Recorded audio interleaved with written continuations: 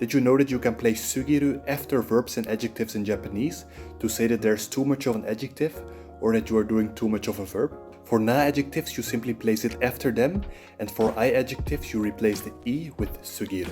For example, tanoshii is an I adjective which means fun. If you replace the I with sugiru, you get tanoshisugiru, which means too much fun. For verbs you change them to the stem and add sugiru after them. For example, taberu means to eat. Since it's a ru verb, you change it to the stem by removing ru. Then you add sugiru after it, so you get tabe sugiru, which means to eat too much. Finally, for negative adjectives and verbs, you replace the I in nai with sa and add sugiru after them. For example, nomu means to drink. You change it to the negative form by changing the U sound mu to its respective A sound ma and add nai to it.